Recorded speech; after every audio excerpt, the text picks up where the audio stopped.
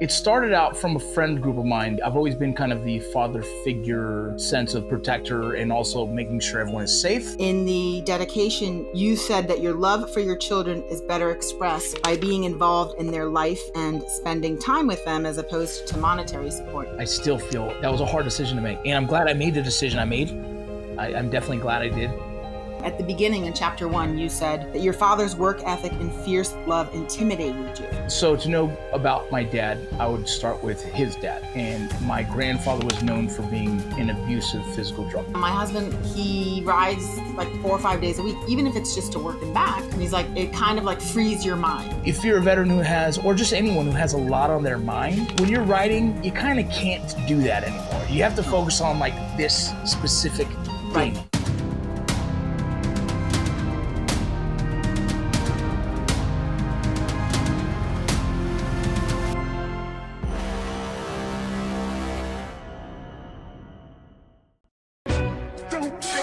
Welcome to the VinnyRoc Podcast. I took the blows and did it my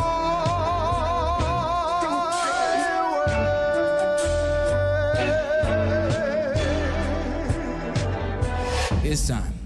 The VinnyRoc Podcast.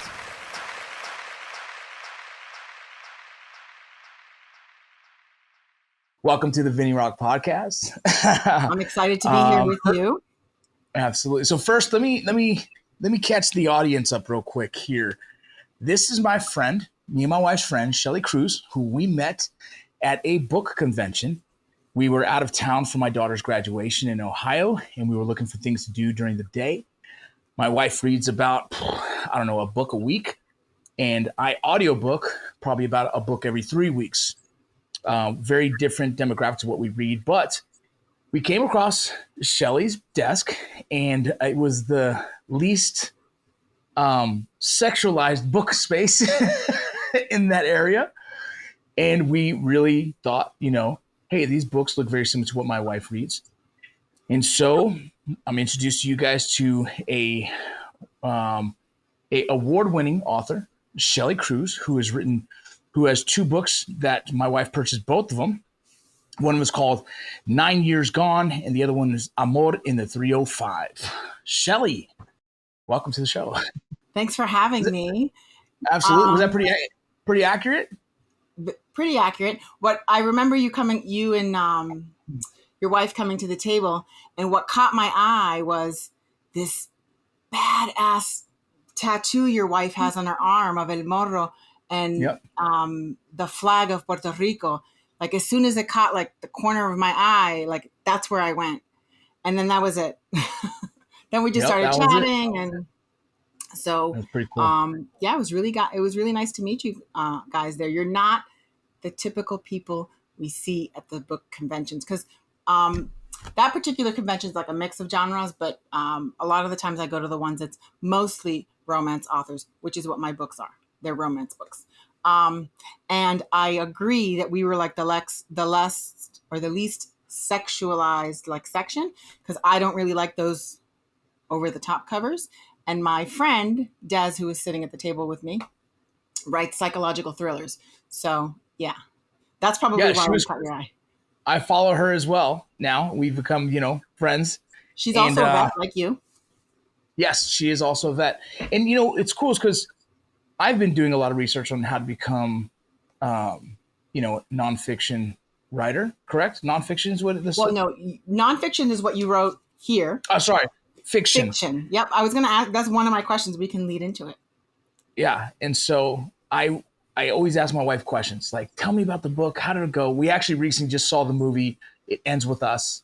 Oh, which was great movie. I have like 4 copies on my bookshelf here. My God. That was a great movie. And I recommend any of you guys bring your wife, or if your wife might already know about it, and take her or whatever.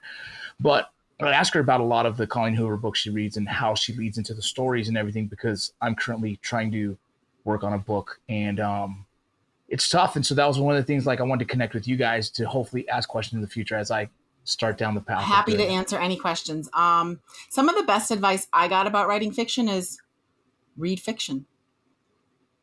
Just read Like if you want to write a thriller, read a thriller, kind of just see how the book flows and the story and the different things. You'll find a bunch of people who say, oh, there's a formula, there's a this, there's a that.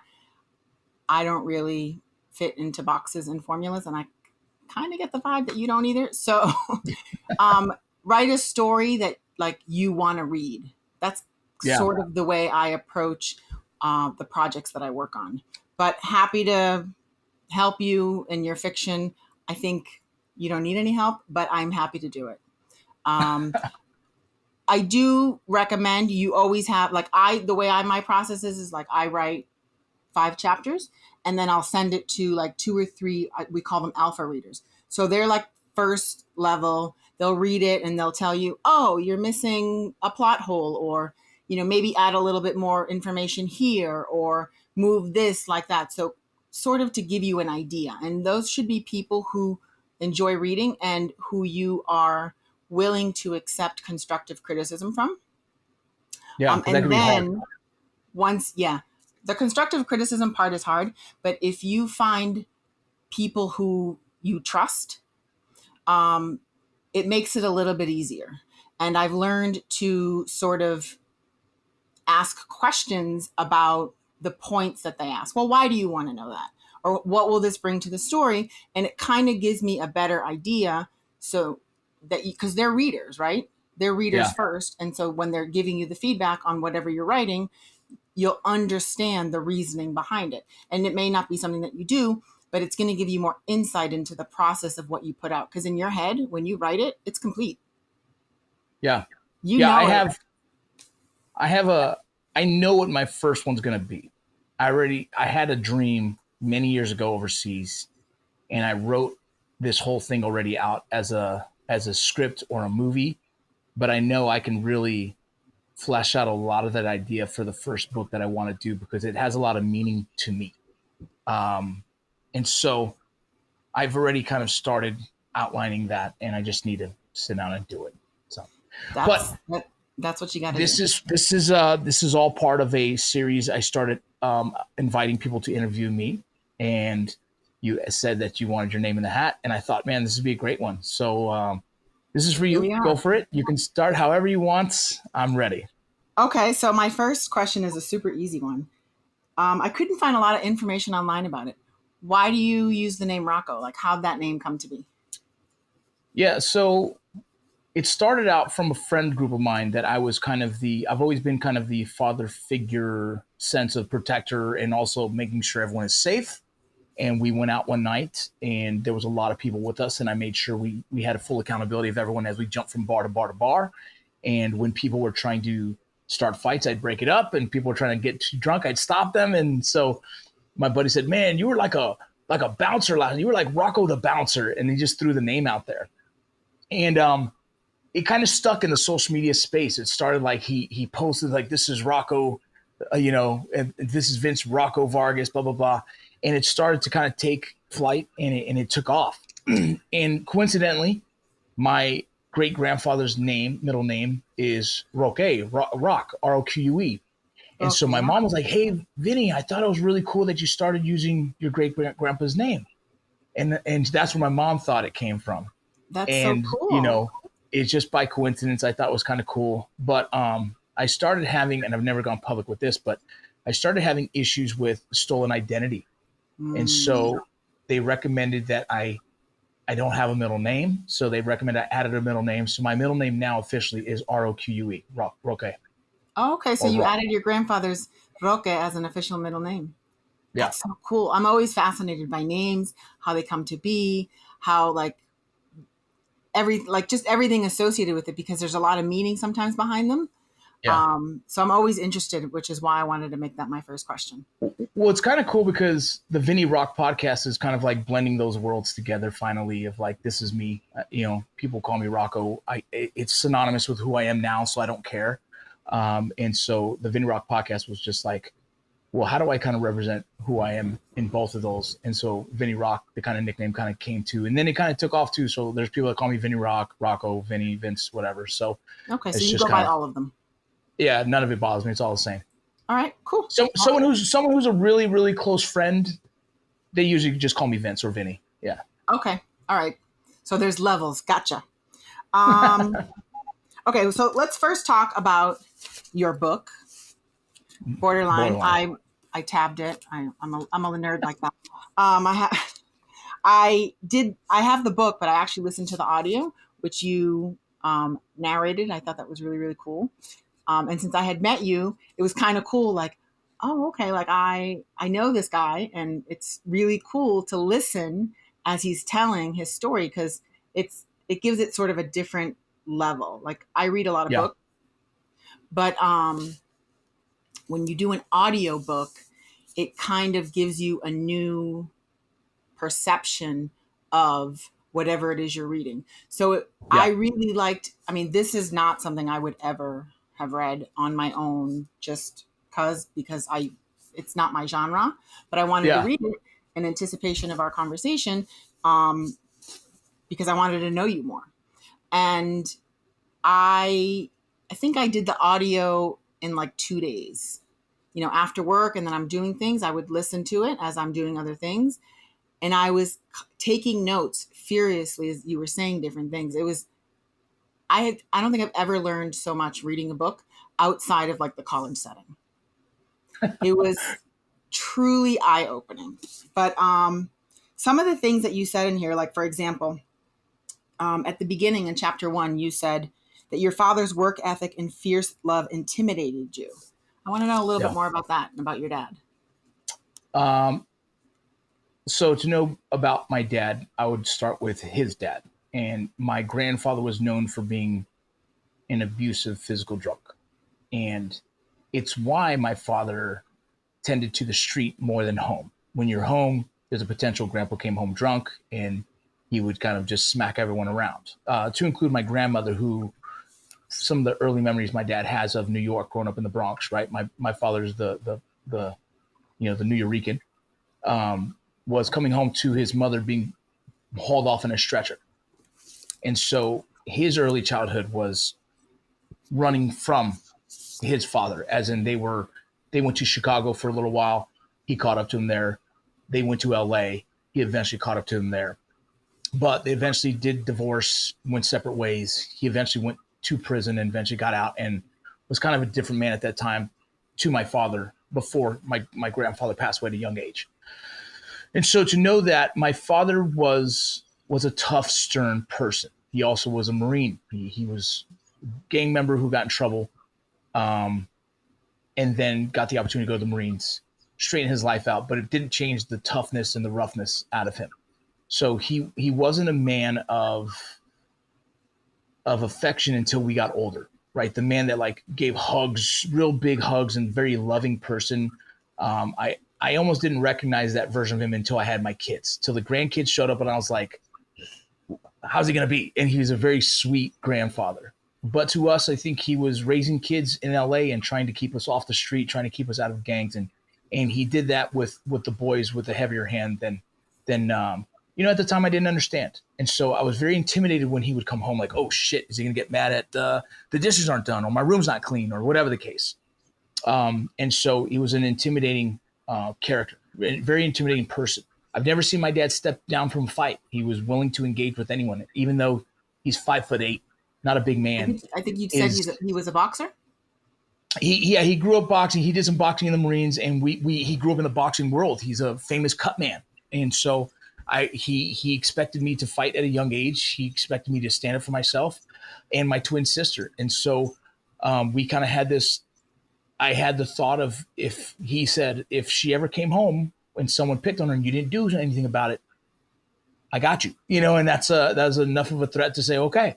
And anytime someone, kids picked on my sister, grabbed her butt, pulled her hair, there was twin brother coming to just jack his ass up because I didn't want to go home to that repercussion, Are you a twin? And so I have a twin sister. Yeah. Oh, that's cool. Yeah. Okay. We'll get into that. So kind of cool. My whole life I had to fight for this girl, but, so that's what I mean by my father. He was a very fierce, intimidating person, but we had dinner at the table. We said, yes, sir. Yes, ma'am. We had nothing but the highest level of manners in our household. And we never embarrassed him in public. it was one of those things where I felt, even though I was intimidated as a kid, as I became older, there was a part of that I wanted to carry with me into my kids. And to the part of it, I didn't want them to have fear about me, but I did want them to know that there was a threshold where I would have to put them in check. Right. Yeah, my dad was old school Puerto Rican, so I know the vibe. Like that when you're saying we had dinner together and this, and am I going to get in trouble? My room's messy. All of that, I felt it because it was my house too. So, the other thing that you talked about in your book with regards to family that I thought, like it really hit home for me is in the dedication. You said that your love for your children is better expressed by being involved in their life and spending time with them as opposed to monetary support. And that really hit home for me because in my day job, I'm a family lawyer and I do guardian ad litem work and I work with families.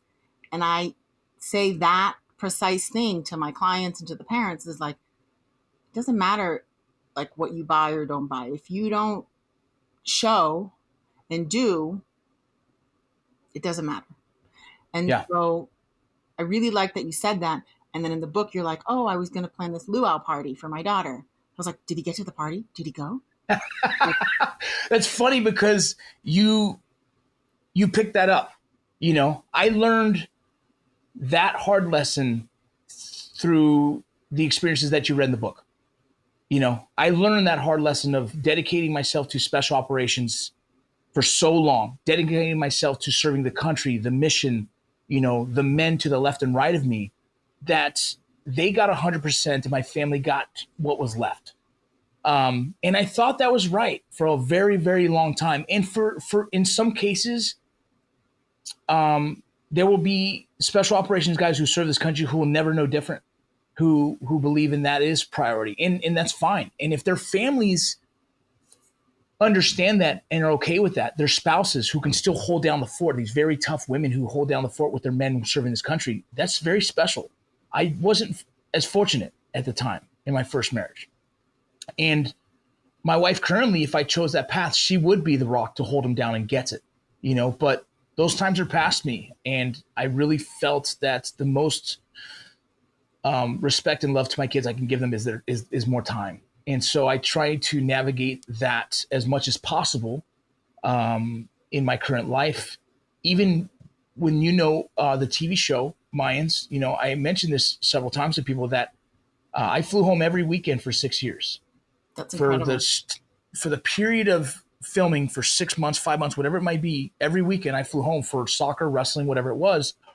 And we budgeted that in our lives because that was an agreement that me and my wife had for the kids. Like, you might be gone, but you will be there. And like, yeah, you're right. And so it ain't easy, but it's a conscious decision I have to continue to make. Yeah, but those little things that are huge for the kids is what really impacts and makes a difference on their lives. And I see it from the legal side in the courtrooms and the kids who are going through this with his parents. And I just think it's really fucking incredible that you do that. Am I allowed to swear on here? I'm sorry. Yeah. Oh, okay. I cuss all the time. You're good. You're good. So I just wanted to point that out because I thought it was, I don't know, it humanized like a book that's sort of technical and you're teaching us and you're explaining your experience. But then you inserted like, I'm planning this luau party for my daughter, Star. And I was like, did he get there? Like, what's going on? And then when you get to the part and you tell us about it, like, I felt that, like, that you felt and you told us about in the book. Yeah, I get emotional about that. That whole, when you bring that up, that's just it still hits and it still hurts and it's still, I don't know how that's, I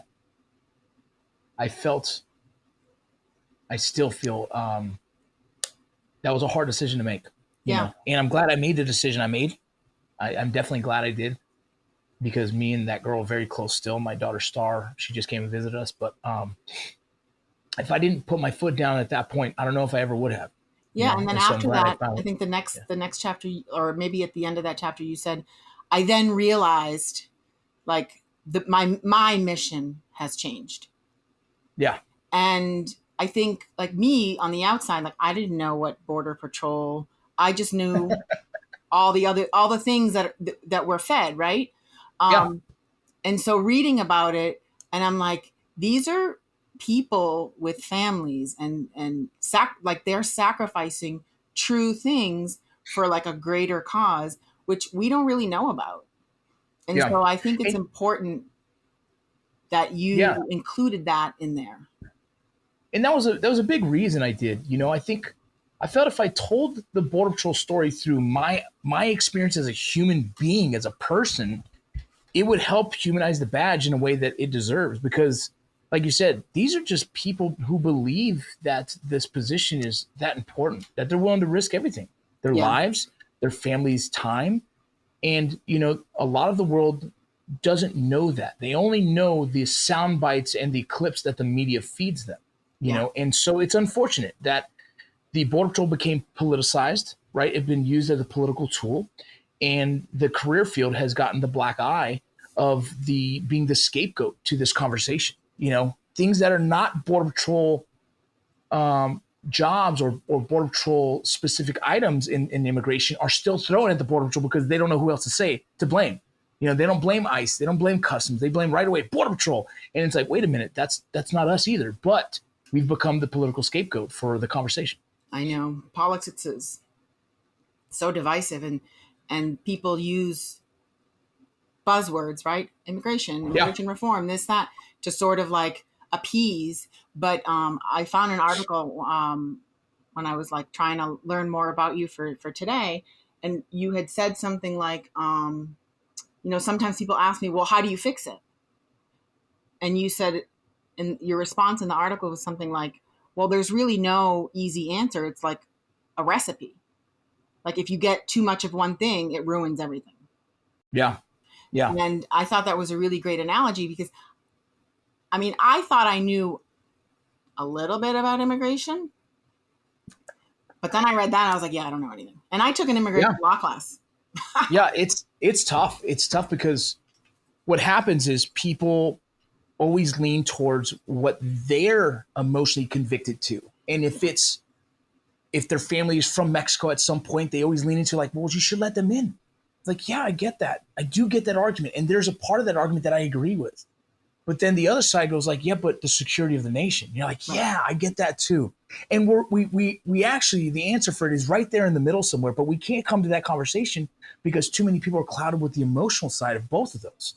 And so it's a really complex topic. It's why I really enjoy being a journalist in that space, because it's so complex. I feel like, let me explain it a little better so we can kind of hopefully create less of a divide, because it's tough. And, when I talk about, that recipe of a cake, a little too much this, a little too much that, you fuck it all up. Yeah. And it's like too much security. Well, then we lose this idea of what this free nation is. Right. Right. And then too much freedom. Well, then you lose the idea of what a fucking nation is, and like we don't even have borders at that point. So it's very ignorant to lean on one side of that argument and say that's the answer. It's ignorant. It really we have to answer both of those in a way that satisfies Homeland Security and immigration policy. And so far, you don't see too many people doing that. They jump on a political side and they say, this is right, this is right. It's like, they both have truth, but there's a lot missing if you don't address the other side. Yeah, no, definitely keep doing it, because I've learned a tremendous amount through your posts and your book. And I've shared with people like, hey, look, this is happening. So you're getting the information out there from a different perspective that maybe, you have a different platform that otherwise wouldn't be consumed. So I commend you, and please keep doing that, because 100% I've learned from you on this topic without question. Okay. So another one that you said in the book is I liked when you said you went to McDonald's and they asked for your order in Spanish. And then you said, like you weren't Puerto Rican enough, or you weren't Latino enough or Hispanic enough. Yeah. But sometimes you're too Hispanic. And I was like, damn, this guy's like, he's like the stuff that happened to me, because I grew up outside of Boston and I'm white. right? But my dad's from Puerto Rico. My mom's from Argentina. And so there was that, oh, you're not white enough. Oh, but you're not Puerto Rican enough. And there's like, well, where am I then? Like, where do I belong? And so what's funny about that is that recently one of the biggest actresses of our time, Jenna Ortega, is dealing with this because she doesn't speak Spanish. And she said that she doesn't feel Latina enough in some groups. And like, yeah, I fucking get it, because something about our community, we attack those little insecurities. You know, being from LA, look, I'm darker skinned. You know what I mean? I know that right away. So you can't even deny I'm Hispanic of some sort. And when you're in LA at that time, you're Mexican, because everyone was Mexican, right? There was very few El Salvadorians. There was very few Hondurans or Guatemalans or anything. It was Mexicans. And then when I said I was Puerto Rican, no one fucking knew what a Puerto Rican was in LA at the time. No one in my school, no one in my circle. I was like the only Puerto Rican I knew of besides that of my cousins. And so when I tried to explain Puerto Ricans, what made Puerto Ricans cool back then was rap music. Fat Joe, fucking, that was the era of like, Puerto Ricans are cool. You know what I mean? Who was it? One of the famous groups, they had a song called Cream, and in that song is Wu-Tang Clan, and they said Puerto Rican something, and it became a thing. And all of a sudden now, my other side of my culture was becoming a well-known conversation. And that's when I finally felt like, oh shit, I can say I'm Puerto Rican, people will get it. And so I had the black side of my friends be like, bro, you're Puerto Rican. I'm like, yeah, I am. And then I had the Mexican friends are like, you're Puerto Rican? Like, that's crazy, because I thought you were just Mexican. I was like, why do you know how to tell people this, dog? And then my white friends, I'm a beaner to everybody in the joke of making fun of each other because I'm dark skinned. Right. But I don't speak Spanish either. And the concept of the term no sabo wasn't a thing. It is now. It's not a thing back then. Right. It was just like, oh, bro, you're a coconut. You're whitewashed. And it's like, man, I don't know who the fuck. Yeah, there's so many complexities behind it, because when I started, I don't know, I think it was pre-K back then, it was what it was called. My dad, he didn't allow us to speak English at home. And so I was ridiculed at school for being not speaking English. And he was called into the school multiple times. Your kids don't speak English. Your kids don't speak English. And there was no ESOL and these transition. And he's like, yeah, don't worry about it. We'll take care of it. Yeah. Don't worry about it. And he didn't allow it. And then, eventually we learned you don't have a choice but to learn. But it always like trickled its way in somehow. Yeah. Like you don't look that. And you speak that? My whole life. It's just my whole life. Fascinating to me. It is fascinating because I asked my mom recently, I did like a little interview I'm doing a journalism degree. And I said, why didn't you teach me Spanish? And she goes, we didn't think of it. We spoke Spanish to each other, and eventually we just started speaking English to each other. And we spoke English to you guys, and it never was a question. And then some of her Hispanic friends like, what's wrong with you? You guys trying to whitewash your kids? She goes, no, we were so busy. Both of us were working. You guys were in school. Like, we didn't think about it. And it's this funny thing about, like, I'm trying to write about it more, about the Hispanic assimilation or Mexican Hispanic assimilation to American, however. And it's a challenging one to explain to people because everyone chooses how to assimilate their own family, their own kids, and what they determine is enough American for them to be satisfied. Because we were very Mexican in our household in the sense of the food that I ate, the cultures that I was raised in LA. Mexican culture was very prevalent, so prevalent that my Puerto Rican father would always tell me, like, Vinny, I really wish I was Mexican because I love the culture of Mexican. I love the Mexican culture. Wow. Beautiful. And we go spend a lot of time in the Mexican culture because my mom, instilled that in us. But we didn't have to speak Spanish. I never felt that. And I learned more about my Puerto Rican side being married to a Puerto Rican woman because I had no idea that Puerto Ricans don't eat hot sauce compared to my Mexican side. Like, we ate hot sauce for everything. And I took my wife on a date to a place in San Antonio called La Marinada, I believe it's called. And I said, you don't eat hot sauce? What kind of Puerto Rican are you? That's how ignorant I was all these years. And she goes, Puerto Ricans don't really eat hot sauce. She goes, I think in the hills maybe, but I've never. And I was like, oh. And I started like researching more. I read a book, The War Against All Puerto Ricans, a beautiful book. And I started to learn more. The War Against Puerto Ricans. Okay. It's a crazy book. It'll make you cry. It'll make you heartbreak, because to hear how the Puerto Rican culture has been colonized throughout the years and almost treated terrible, Puerto Ricans at one point were treated as if they were less than human. Yeah. Very similar to like back in the day, the black and white, that era. But I had to learn, because my mother cooked both Puerto Rican and Mexican food, and I did not know the difference. I had no idea the tostones were Puerto Rican. Had no idea pernil was Puerto Rican. I just thought it was all Mexican food because we grew up in such a heavy Mexican culture. Yeah. So it was tough to explain to people growing up. And, my first eye opener, because we weren't raised race in our house. Nothing was racist. We didn't even talk about it. It wasn't a big deal. It was just like, honestly, I just didn't even acknowledge it. As I got older, I started to realize like, oh shit, that's weird. But when I really knew there was racism, it wasn't in LA. It was when I went to Kentucky to play baseball. It's when I was working at Texas Roadhouse, and the guys washing the dishes were definitely Mexican national. Were most likely legal or green card, whatever it was, but they didn't speak English, and everyone called them amigos. And I was like, why do you call them amigos? And they were like, I don't know, man, that's just what we call them. I was like, why? It's like, because they're Mexican. We don't really talk to them. I'm like, I'm Mexican. They're like, you're not Mexican, bro. You speak good English. I'm like, what? And it was this crazy thing that I just didn't realize. I finally put together like, oh, they don't know better. They didn't get it. I got it, because where I grew up, we had the whole spectrum of Mexicans, all very different kinds. And it didn't register to me. I didn't really care. It was like, you're Mexican, I'm Mexican. We're all Mexican. You speak Spanish, I don't. Who gives a fuck, What's going on, y'all? Thank you for joining our show. Thank you for supporting it throughout the years. Thank you for telling your friends about it. Real quick, let me get to our sponsors. Core Medical Group, you already know. Testosterone replacement therapy. If you guys are above the age of 25 and not feeling yourself, if your wife isn't feeling the same either, it's for both. You guys can go get your blood work done at Core Medical Group. There's a lot of questions about having babies. There's a protocol for that. You can still have kids while being on TRT. I got a ton of fucking kids. But you guys go check them out. I love them. I trust them. I think you guys will love them as well. Straight Razors on IG. Do you know what that is? Grimblades.com. American made right there in Idaho. You guys should go check them out. It's a straight razor company. They make several different kinds of razors, not just straight razors, but they're known for the straight razors. I love them. The owner's an incredible person, a great American patriot, and so obviously I support them. You guys go check out Straight Razors on IG or Grimblades.com. Scallywag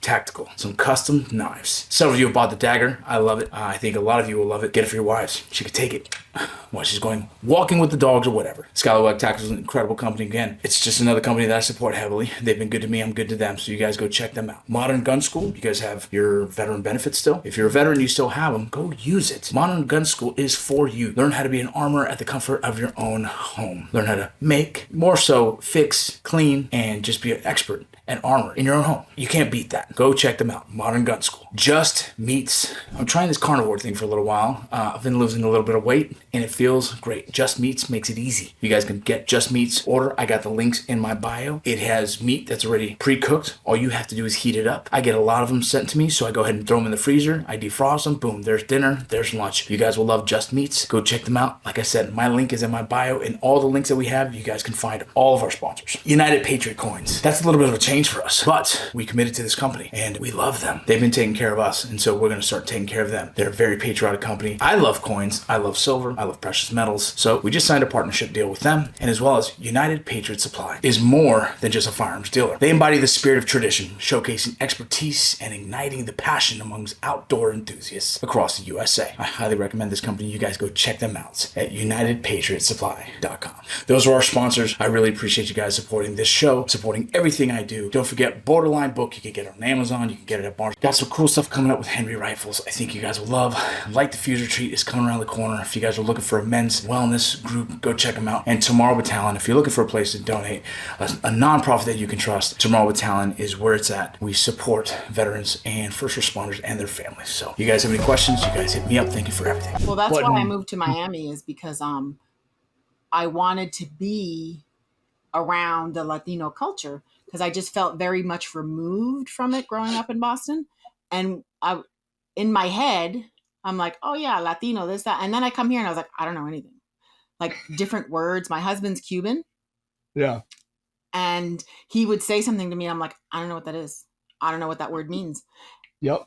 And it was like I transported to like a different time or whatever. Like it was this whole new world that existed that I never knew existed. And it's like part of my history, you know? So that's one of the reasons I really like living in Miami, because of the different Latino cultures, and that you get to experience all of these different cultures and foods and nuances in the language. For us, we know, but when you're on the outside, they're like, oh, you're all Spanish. Yeah, that's not how it works. Well, my own ignorance, I went to Thanksgiving with my wife's family and they had flan. And I was like, hey, you guys got Mexican flan, right? And her grandma was like, no, it's Puerto Rican. And I was like, oh, shit. And I didn't realize it. Then I had to do my research and realize I was wrong there too. Puerto Ricans have flan. Cuban Everybody flan. has flan. My mom makes Argentinian flan. Yep. There's Filipinos have flan. Everybody got flan because the Spanish conquered all of us. Yep. And then one last couple more things about your book. You mentioned that you had read a book called Driven.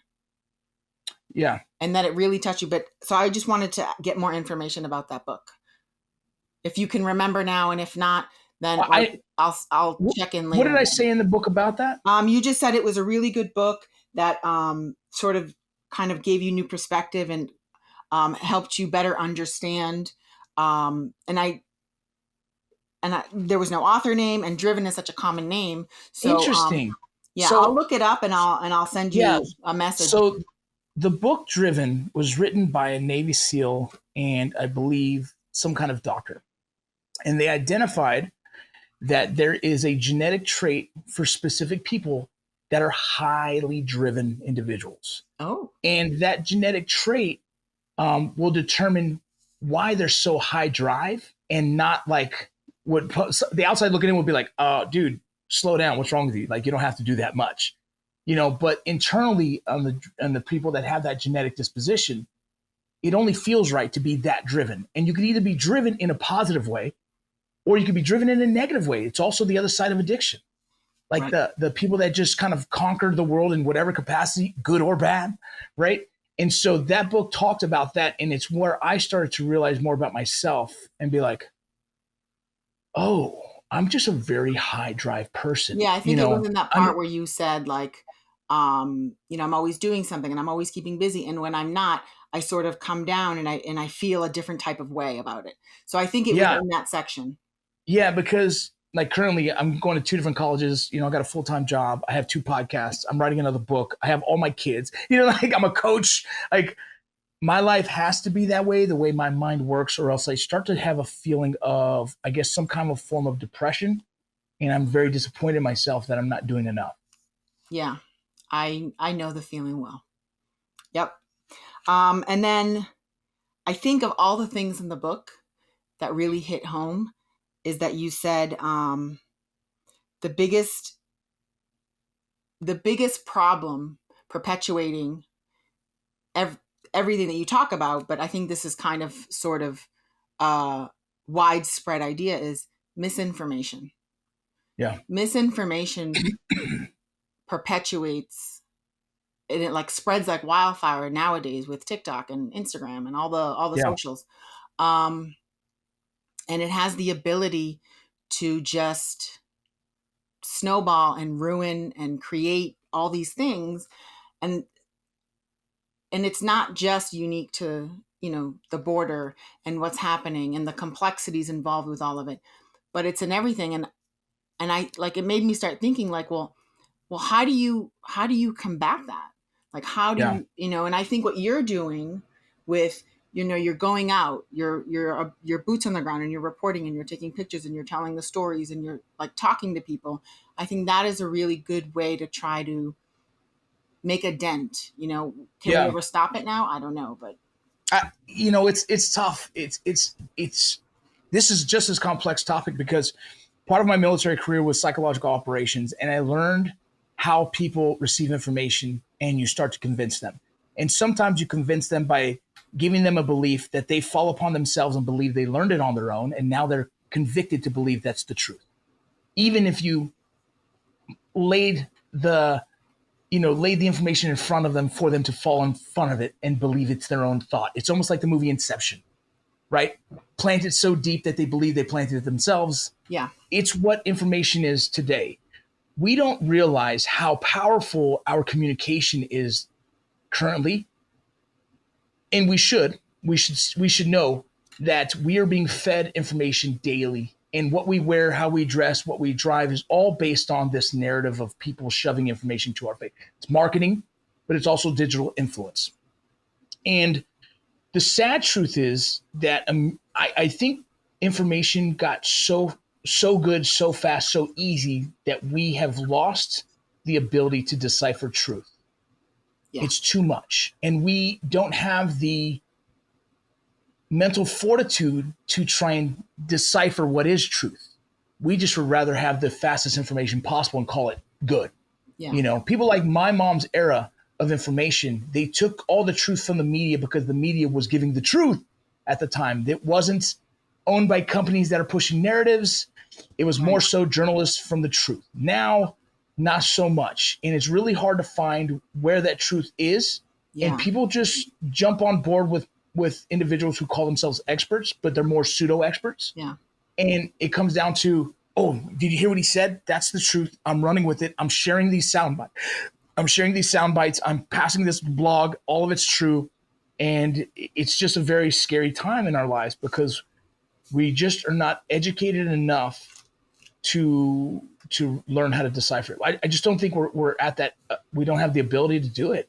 I have my kids telling me things and I'm like, it's not true. Yeah. Like, oh yeah, but I saw it. I'm like, it's not true. Yeah, it's like it's in the schools. It's sort of like, it's so pervasive now that like the few people who take the time to maybe do the work it takes to get to the bottom of a truth of whatever fact. And this can be in any topic, has, not one specific thing. Sometimes they're made out to be like, oh yeah, like you don't know what you're talking about, or this, that, or that. And then people either just buy what they're selling, or they're like, yeah, I don't have time for that. And so they kind of block it all out, which is also bad because now you have no information and you're kind of living under this rock. Yeah. If it doesn't align with their emotional beliefs, then it has to be false. Right. And it's so using the border conversation, I have people message me saying, why do Border Patrol agents shoot so many Mexicans? And I'm like, what? I saw those those statistics. Yeah, and if you read the book, you're right. There's a part in the book that talks about the actual statistics of how many times a Border Patrol agent. I was like, what? Yeah, and so a Border Patrol agent almost rarely ever pulls their gun out. It's very specific cases. We're not cops in a sense. Right. We're federal agents that have to do a very complex job, so we wear a lot of different hats. And one of those hats might be law enforcement, pull out my gun to defend myself or others. 99% of the time, it's just an immigration officer who says, are you in the country illegally? Okay, well then come with me. And the misconception, they want to make the Border Patrol agents look like they're the bad guy. But the truth is, Border Patrol agents get assaulted more than the average cop. More so it's like exponentially, almost 3 times, 4 times more. I know, I think the numbers in the book you said, in the period of, I think it was 2019 to 2022, in that specific time frame, you said the Border Patrol agents who drew their weapon was like 40, and the Border Patrol agents who were attacked in that same window was like 2,170 or something like that. Yeah, and I like, oh, and my husband said, "What's the matter?" Yeah, if you want to deem us the threat, well, then you're going to, in your head, you believe that we're also this aggressive by nature and we attack and we hurt. But it's all false, and it's all stems from a false narrative. So when I met you, I didn't recognize you, and afterwards I was like, oh shit, I should have fucking recognized him. So, but I think if I remember, Gilly rode a Street Glide. Yeah. Right? It was a Street Glide. So was that your bike, or was that one that was provided to you by the show? It was provided by the show.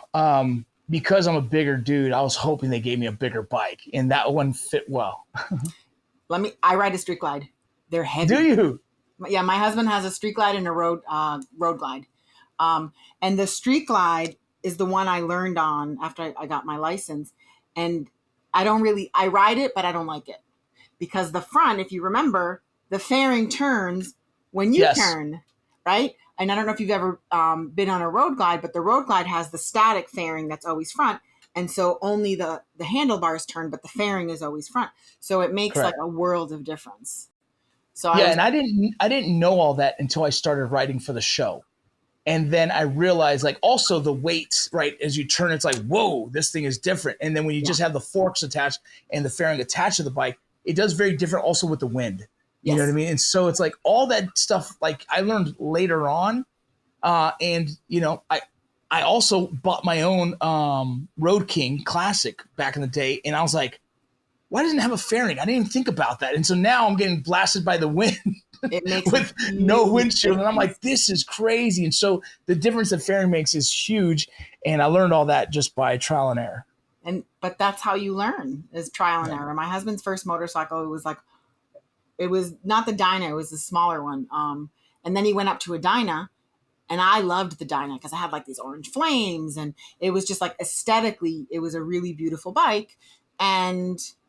But then the wind was like, as you're, you know, on the highway, and you're not only going like 35, 40 miles an hour, like on one of these local highways. And then you get on the street glide or the road glide or an ultra classic or whatever. And it goes right above you, and you don't realize the difference it makes until you ride a bike with a fairing. Yep. So do you still have like a motorcycle that you ride? We sold it when we were in Utah. We had a friend who passed away, and it kind of scared my wife. And I realized that I'm not a biker, I'm an actor. And we said, let's take a break on it. But more recently, we moved to Dallas, and I'm very interested in getting a bike again soon, because there is something that I loved about it. There's something very special that I enjoyed riding. But Utah started to scare us a little bit. And so I might next year pick up another one and start riding again. Yeah, my husband, like he uses the bikes more than he has a he got rid of the street glide, and he has like another one that's like a around town type of bike, and then he's got the road glide. And he rides like 4 or 5 days a week, even if it's just to work and back. And he's like I'm trying to think of how you say it in English. Like it kind of like frees your mind. Like there's no distraction. Yeah, there's something like, I think a lot of veterans ride motorcycles. There's several things. One, the willingness to kind of risk their life. A lot of these guys kind of live on that edge still, right? The adrenaline of the chance you might die, right? The risk that you take every time you get on a bike. But there's two. One thing I noticed about it is that if you're a veteran who has, or just anyone who has a lot on their mind, it's those, when you're riding, you kind of can't do that anymore. You have to focus on like this specific thing. Right. And having that, I used to have like, you know, high ape handles, you know, and riding on the freeway in LA, blasting about 90 and just kind of like, boom, going through the traffic. You have to be 100% focused on the task. Yeah. And that was cool because it shut all the other thoughts, you know, the things, my bills, my relationships, my life, my this, my that. And it shuts all that off because all you can think about is right here, like, all right, dude, don't make a mistake or you're dying. And you're right here with it. And that, for me, there was a response to that I was like, oh, man, I do like that. I like shutting off the noise around me. It feeds the adrenaline junkie that people have within, but it also gives a sense of, like, focus and, like, almost like a purpose. Like, my husband comes home and he's like, oh, I feel so much better today. There's like a hyper focus that happens that it's almost like a runner's high, but like, I don't know, I'd call it, I guess, biker's high. But you're just so zoned in that it does feel good. And then you start to think about like, let me go back to it. So it almost gives like a therapeutic response. Right. And that's how I get it from him, is that like, I can tell, like, you know, it's rainy season and it rains 4, 5, 6 days in a row. And he's like itching and he's pacing and he's like, he'll smoke a cigarette. And I'm like, what's the matter? He's like, I haven't been on my bike in 6 days. And like, and it's like it's a physical response. And then as soon as he's able to get on it, even if it's like, well, let me go to Walgreens and come back for whatever, he comes back, he's like, I feel better. Yeah. And I, at the beginning when he got it, I was very anti-motorcycle. And then it sort of grew on me. And then I saw the way it like shifted his personality into it. Like it calmed him a lot. And I thought, and I was like, wow, it's really fascinating. I didn't realize that a motorcycle has the ability to do something like that. Yeah. I was recently in Dallas in May, and I went to a Harley Davidson dealer, and one of the guys who works there, he was really nice. He gave us, my friends and I, a tour, like gave us the whole history. But he said on Fridays he does like a group lunch ride, whatever. Every single Friday you can go. If you don't have a bike, you can get one from them, and you guys ride, like everybody rides to like a lunch location, and then you ride back, and like that's like a group ride. So that's cool. I think you're in the Dallas area, so that might be something you want to check out. Yeah, I actually will. Just let me know. Text me later exactly where that was. Yeah, for sure. Okay, so what is on the horizon for acting?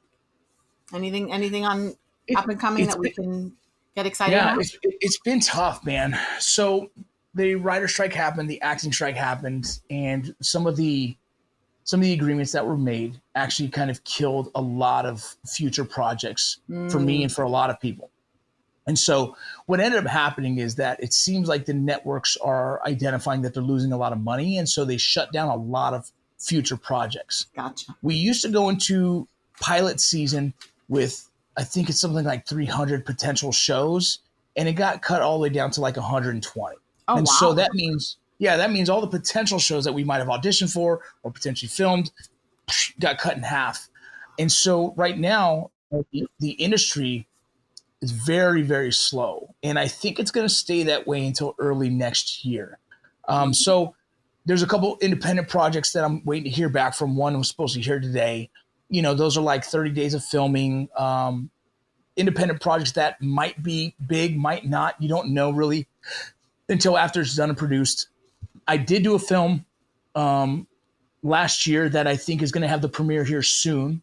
I think in November, there's the premiere for that one. And then, you know, like I said, there's two projects. I'm waiting on one to get the funding, and that's going to be a really cool project that my daughter might hop on as well as an actress. And so we're excited to see that. And then just some writing stuff. You know, I'm in a writing team that gets a lot of opportunity, and so we're just waiting to hear the next opportunity. And I got a call next week about it. There's a cool project that I'm hoping to jump on board with. But, you know, in my world, I would love to go back to Hollywood in a full-time capacity. Right now, it's just not happening. So I'm focusing on the journalism side of the border and the crisis in my book. But my dream is to get back into Hollywood as a writer, actor, and soon director is what my next jump will be. And so until that happens, I have several scripts that I'm working on myself and just cleaning them up and trying to tell these stories that I believe deserve to be told. So kind of in a holding pattern and just waiting. And while that happens, you know, I'm writing my books and doing my thing.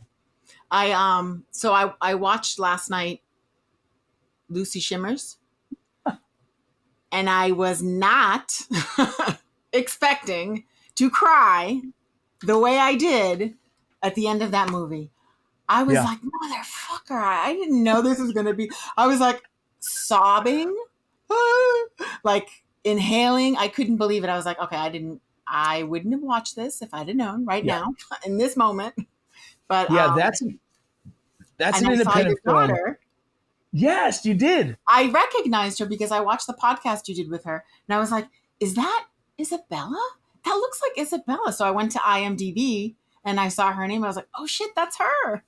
Yeah, that's cool. So, you know, she's always said she wanted to do acting. I didn't push her to it, and I didn't necessarily help her either, because she used to tell me, I want to be famous. And I was like, it's not the mentality you want to have in this industry. You know, you want the mentality of like, you love the art, you love the theater, you know, you love telling the story. But, you know, she was immature a little bit, and I was like, if you want it, we'll see. And then that opportunity came out. I said, hey, you want to have a role? It's pretty easy, small time, but it's something. She said yes, and she did really well.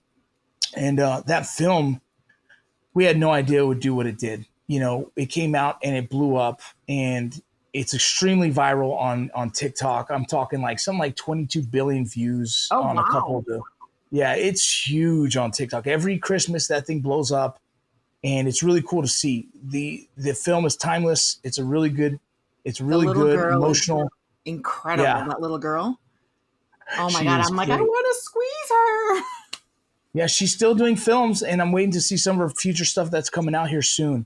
I talked to that director and writer, Rob Diamond. I want to try and do another film with him here soon, so we're going to circle back on something. He does a lot of faith-based films. I personally don't want to get attached to too many faith-based films in the sense of like you kind of get pulled into that world, you know, and financially, and, you know, I want to stay in the big market of it because that's where you have the biggest impact. And we said psychological operations. We talked about messaging.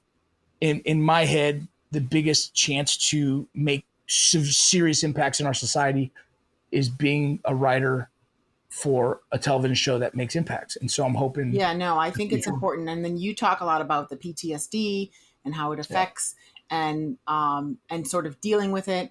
And I don't think there's enough conversations, and in particular from a male perspective, right? Because like in the book, you guys are like super type A, like you guys are like, go, like I want to be the first dude in, everybody else can come after, right? So for somebody like you to talk about, I have PTSD or I have anxiety, or you said, if you read my resume, you'd think I'm this confident dude, and I'm not. I was like, wait, what? Of course he is. Yeah. Like I didn't read your resume and I met you and I was like, yeah, he's a confident dude for sure. Never in a million years would I've ever pegged you as somebody who's not confident. So you talking about it is important because you give the message to other men that just because I talk about it, it doesn't make me less of a dude. Like, I'm still a dude.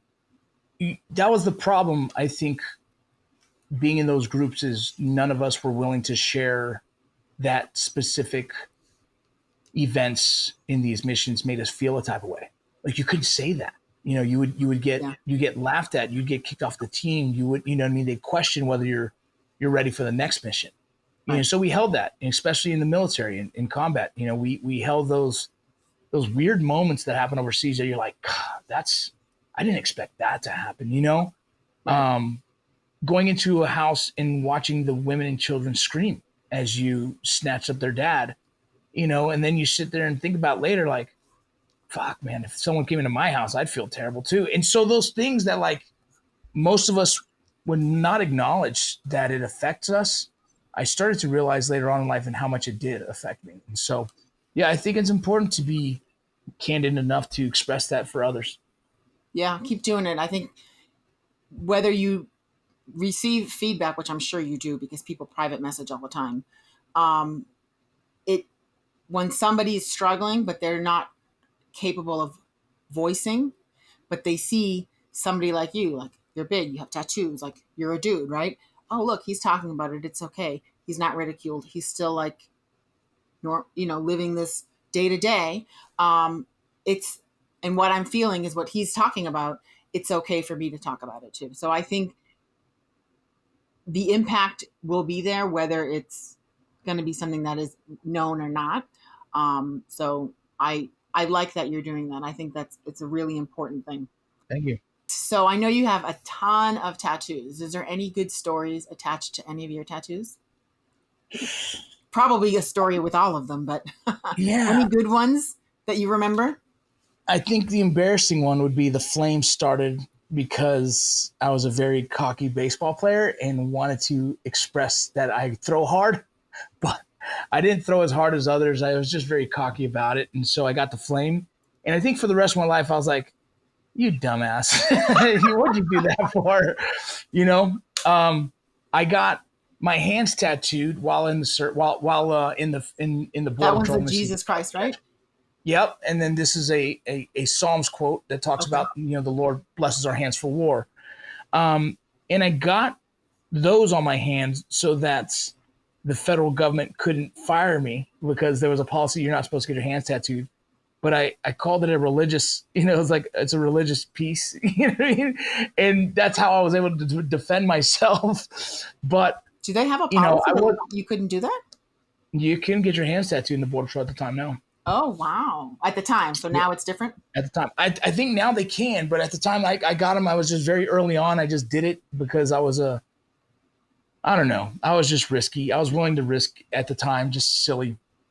I was still going through a lot of like issues with drinking and post-traumatic stress and kind of like the self-destructive personality traits I was doing, and getting my hands tattooed was kind of another like giving it to the man, I guess. And I was lucky enough that no one even flinched. They were like, cool.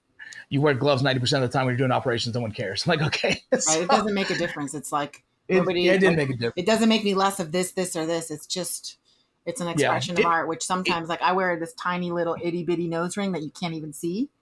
And one of my friends is like, oh, you're a lawyer now. You better take it out of your nose. I was like, why? Is it going to make me less smart if I keep it in? Yeah. I had a buddy who was fully tatted, and he's actually one of the tattoo artists that tattooed my arm, and he's a paramedic firefighter. And he said, no one judges my tattoos when I'm there to help them on their worst day.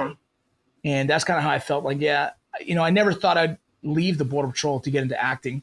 And later on in my career in acting, I know that my tattoos have definitely hindered my progress as an actor, because now I only get called for like the bad guy or the big scary guy and this and that. So I kind of got typecasted because of them. But, when I initially got them, I thought I was going to be a career special operations dude. And, no one cares about what I'm wearing when I'm out there kicking in the door and helping, people in their worst day. When Isabella interviewed you, you mentioned something about like one of your kids, like, I don't want to go like on a first day because I don't want people to be like, oh, yeah, no, we don't want this kid because look at his dad, and they don't even know me.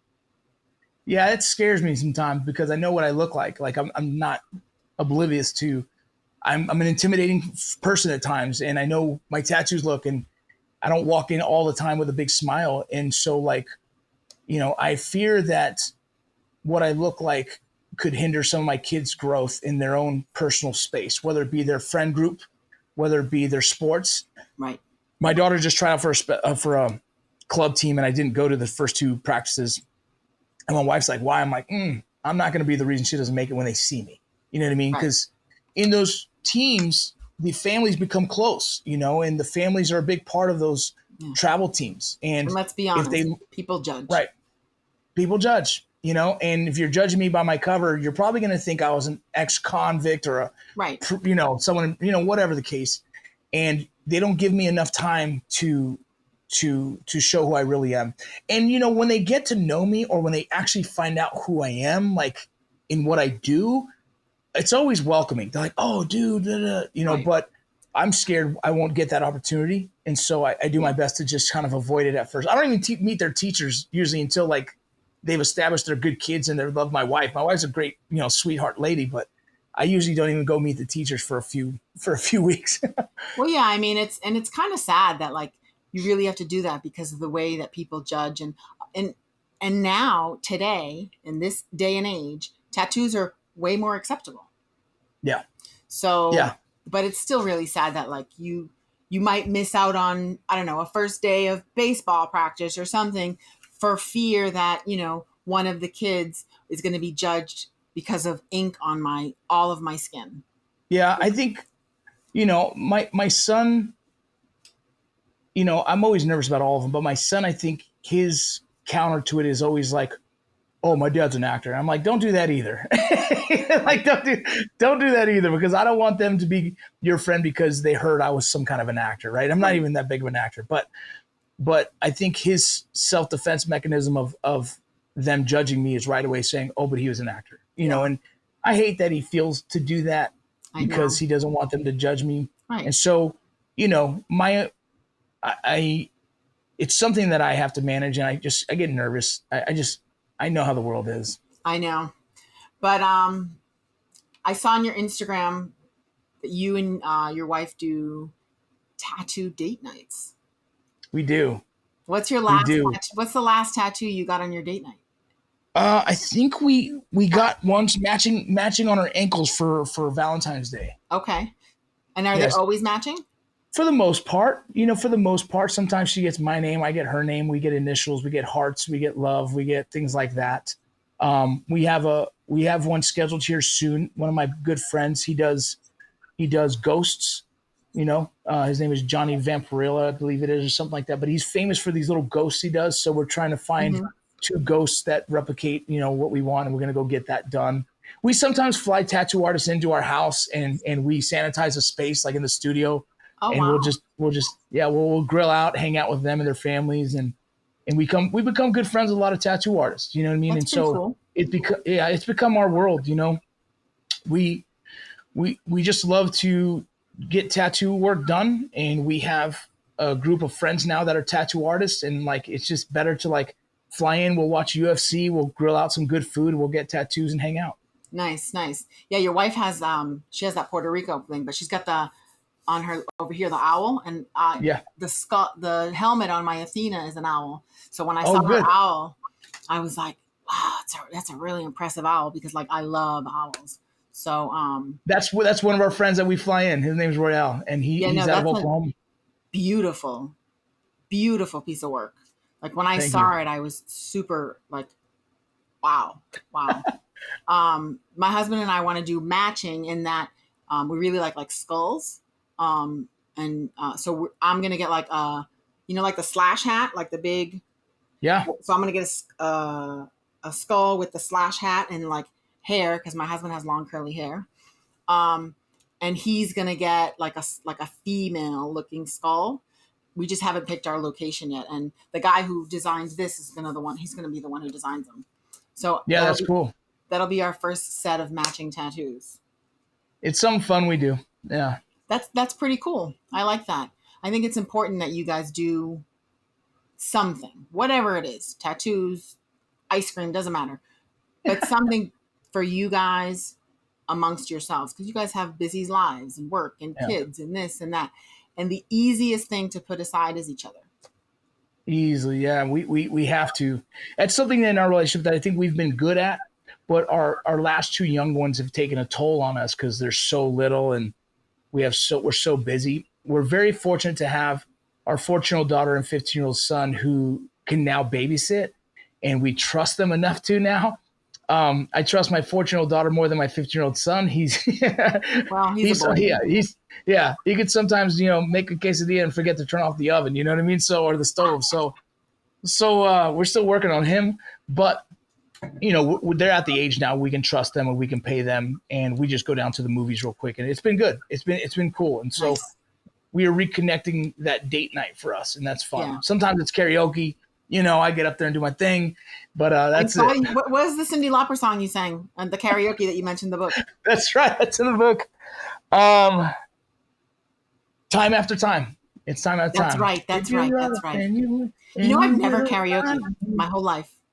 Not once. Not even once have I ever gone to a karaoke. So I told some of my friends, they're like, oh yeah, we have to change it. I was like, y'all, like, I'm going to like empty the, like, people are going to be like, this bitch needs to leave. No. It's a fun thing to do. We do it quite a bit. We have, she doesn't go up and sing. My wife just cheers me on as I sing the dumbest ones, but it's just fun. That's pretty cool. And then the guy who sang, or who always sings Ice Ice Baby.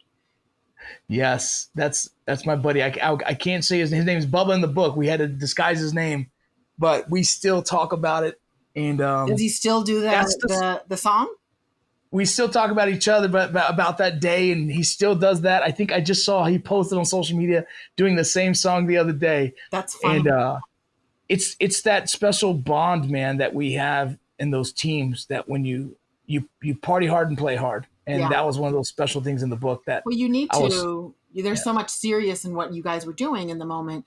You need something to just sort of separate from all that, where you don't have to use any brain cells or whatever, and you just have to just like come down. And you can do that in karaoke and a few other things, right? So I liked that you also kind of included that sort of human side of, we got the night off, we decided to go have dinner and karaoke. And then there's talking about, Ice Ice Baby. And I was like, man, that song takes me back. Wow.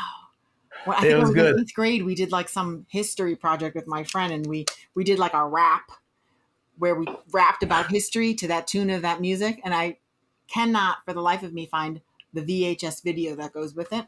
But it was a very good memory evoked when I read that section of the book. So Thank you.